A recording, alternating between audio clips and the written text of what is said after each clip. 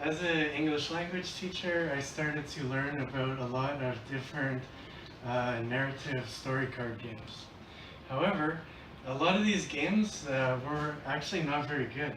So they just produced like random strings of events and things like that, and they didn't really seem to have any meaning. So I started to think about how could I make better narrative story card games. And while I was playing these games, I started to notice that in some ways they were kind of deeply personal or kind of eerie.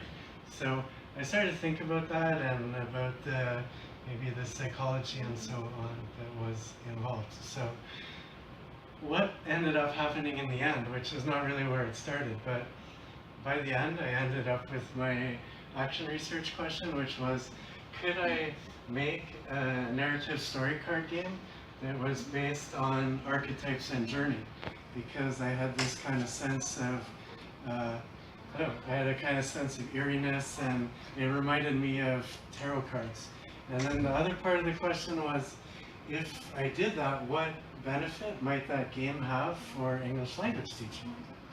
So let me just first introduce some of the ideas that were going on for me as I went through this. So this guy here is Carl Jung, and he's probably the second most famous psychologist after Sigmund Freud.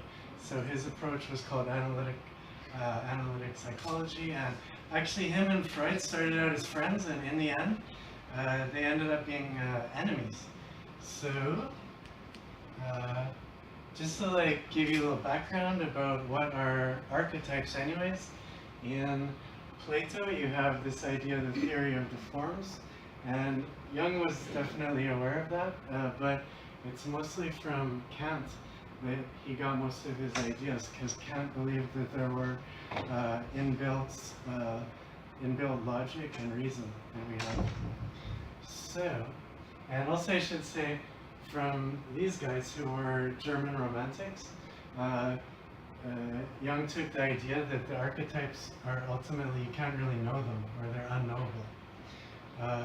So, what did Jung think? Jung thought that these ideas are basically in our brain and they're passed on genetically. So there's a lot of ideas that we don't learn, but instead they're already in our brain and in our genes. And no matter who you are, what culture or group you come from, we all have these same archetypes, and they really show up a lot in dreams and in children. So although these archetypes are unknown or unknowable, there's a lot of well-known ones that are talked about by Jung and by the Jungian community. So the self, the persona, which is who you pretend to be. The shadow is who you hide and you don't let people know that you really are.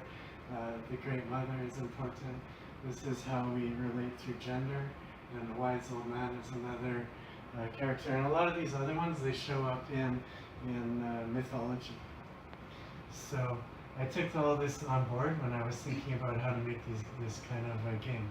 So to support Jung, actually, for a long time there was no support for Jung, but lately with MRI, research was done which basically found when you listen to stories and when you tell stories, so related to Mr. Gary earlier today, you use certain parts of your brain.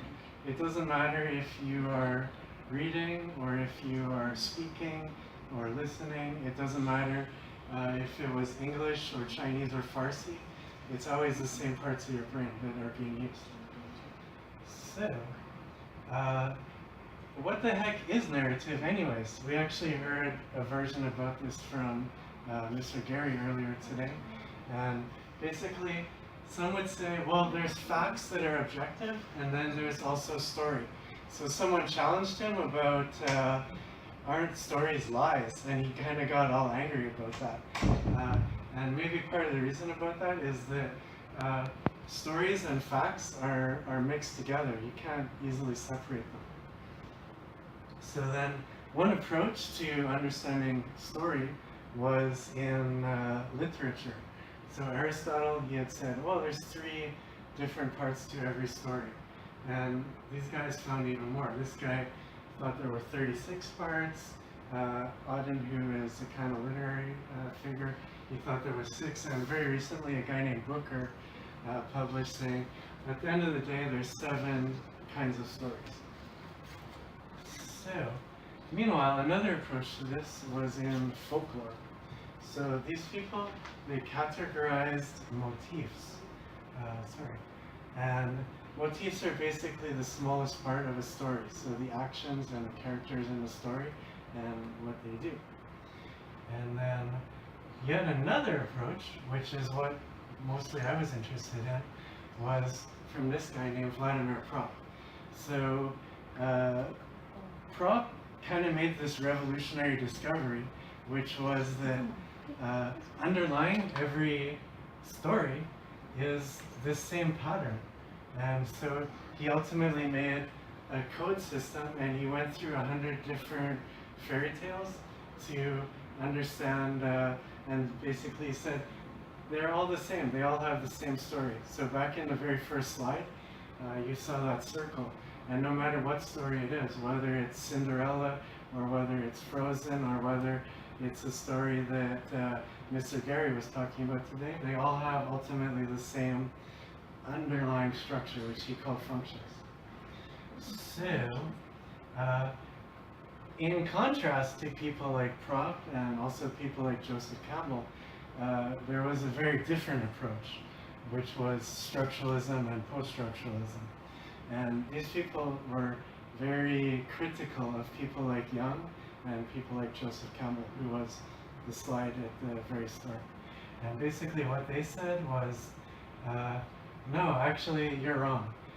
There isn't an underlying cycle like that. Instead, stories are based on dualisms. So you have male and you have female.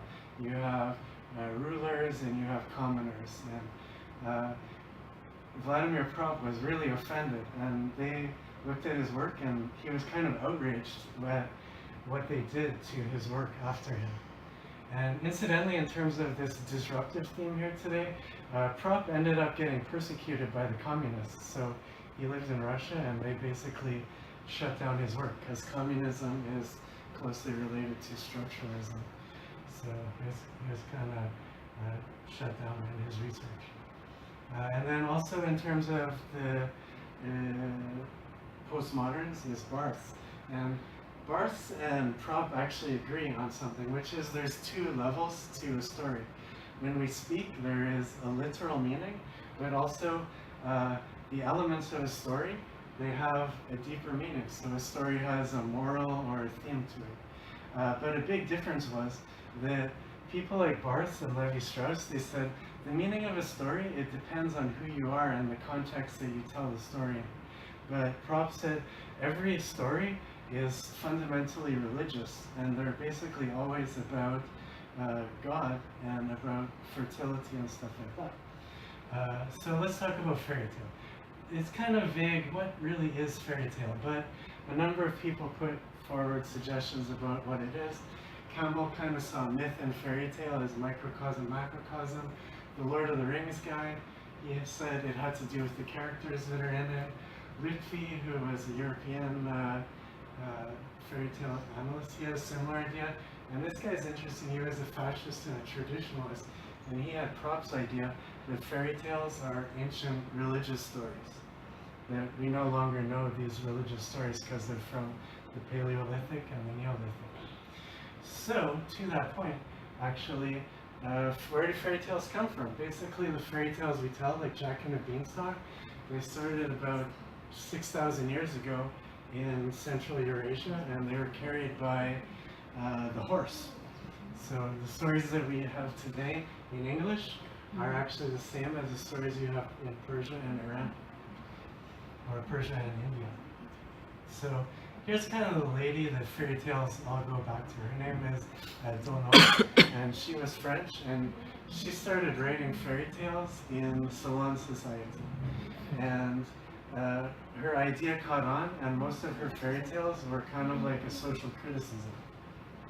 And to subversiveness, she ended up in the Bastille in prison, and then she was finally exiled from France. So fairy tales have a lot of subversive elements in them. And another kind of subversive group who took an interest in fairy tales were the Nazis. So these guys, they agreed with Propp and so on, and they saw fairy tales as basically ancient Aryan religion. So over in psychology, a lot of people like Eric Byrne and Neil Cartman, they analyzed fairy tales for their structure and how we live out fairy tales. And some of these people, this lady was French, and she was nice enough to email with me, and she put her, she took all these fairy tale ideas, or sorry, fairy tales in psychology, and she started to use them in education and look at how they could be used in the classroom. So, the other part of this is not the fairy tales only, which my cards are about, but also what about metaphorical associative cards in general. So the most well-known one is the tarot. Another well-known one is about the ink blot test. And then another one was these guys actually produced, this company is called OH, and they actually produced fairy tale story cards. And so out here in Asia, in Singapore, there is an educational service who's using OH cards to do teacher workshops and how you can use storytelling and narrative cards in your class. And this guy is really the only one who kind of went up exactly my alley, which is he started using OH cards in English language teaching and looked at where they were going. So, storytelling has lots of benefits. In fact, perhaps more so than just using textbooks, some will say. And why is that? It's because stories are fun and engaging. We remember them, and we can use them in a lot of different modalities: speaking, reading, writing, listening, and so on. And these hidden themes come out, which I'll get to in a second. So I conclude there was 7 pluses to using these story cards, which I'm going to let you guys look at them right now, so it will make it work for you too. And I'll give these ones to you ladies. And so these are ultimately the cards that I made, and you can have a peek at them while I explain these. So these story cards, Jungian researchers, they found that when you hook up these archetypal images, that memory is improved. And they did this first in English, but then they started using multicultural and then other language groups. And then this lady, she did it with Chinese characters as well. And also, they can help us to develop our L2 identity, so when we tell stories, just like Mr. Gary was telling us earlier today, we find out who we are. And also, as Jung said, the archetypes are the same no matter where you live. The stories are very similar all over the world, so they're transcultural. And they help us with our cultural competence. So when you hear fairy tales, you're learning something about English culture that goes along with it. And this lady, she sort of researched about how do we categorize things. So I tried to ultimately put the way that we categorize things into the card design, which I'll get to in a moment. And also, stories are meaningful. So they allow us to bring all kinds of meaningful stuff into our classrooms, and they also have broad use. So I can teach little kids, I can teach adults, I can teach writing, I can teach speaking with these metaphorical cards. So let me get to my exact project. So someone showed me this about 1.5 years ago, this game, but it had some problems. For one, it's all men in it, there's no women characters, and there's also a problem with making plots. So these are the cards that you see there, and one thing I did was I looked at archetypal research about female characters, so I tried to bring female characters into my cards. And this is a game that is bad. So I want to talk about some of the bad games and why they're bad. This game is bad because you roll dice to go through here, but it's random, so maybe there's no setting or no characters in your story if you don't happen to land on those squares. Yeah. And nothing structures the plot, so your story comes out all random. I'll skip that for the moment.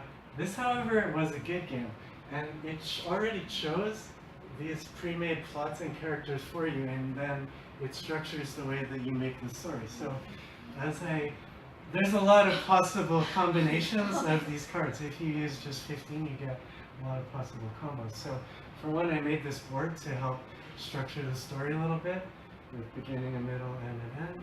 And then I looked at some fairy tale movies to make sure that my cards were representative of what's actually in fairy tales.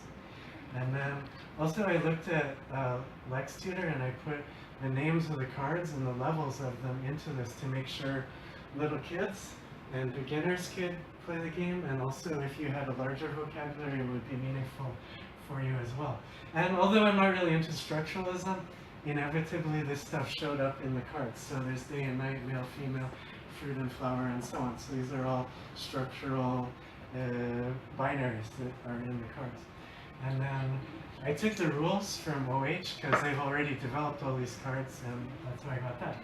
And lastly, getting to the empirical research that I did, which was I emailed some of the Jungian researchers, and they said, take 2 groups and compare them. So that's what I did. So here in East Jakarta, I took 8 to 11-year-olds who are upper intermediate in CFR actually, and then I took the one group who used textbooks to do a narrative project, and then I did another group who used the cards in these card games. And this is my lesson plan that I used. This was the writing task, and this was the rubric to assess it. Most importantly was communicative competence and vocabulary. Maybe grammar too, in a way. So what I found was the PowerPoint group, they scored 84% in their tests for that 100 and whatever students. My group ended up with 89%. So they did a little bit better, and then I found at the end that it was statistically significant and not purely random. So what I concluded was, to the action research question, yeah, you absolutely could design a narrative card game that was based on Jungian concepts. 2, that what could that be used for? Well, I used it for teaching this writing task and the vocabulary associated with it, and not only that, they did better than using the textbook and PowerPoint. So that was actually quite successful. So I wasn't the first, although I'm the first to do this exactly. Others had already kind of prophesied that this would be possible if we went through the literature. And so the final conclusion of it all is basically this worked. I was able to make these games, and it improved their language acquisition and their language use. So why can't we try to bring more Jungian concepts and more analytical psychology into TESOL? Because at the moment, there's literally one single PhD thesis that I could find that brought Jungian psychology and TESOL together. So nobody is really doing this, but it seems to work, and this was only a small project, but it seems to show, yeah, it's possible and it's meaningful. So maybe in the future, others will try something similar. So there you have it. It was my project, which was all for fun, but it was a lot of fun. Once upon a time, there was a mouse, and then the next player is going to say, and the mouse had a friend who was the witch. And what can happen though is it just becomes random. And that's why this board was very helpful, because it forces you to have, here's your backstory and your introduction, then you finally have the high point of the story and the climax, and then the resolution and the ending. So the board is very helpful if we play these high-level games like this to keep your story structured and meaningful.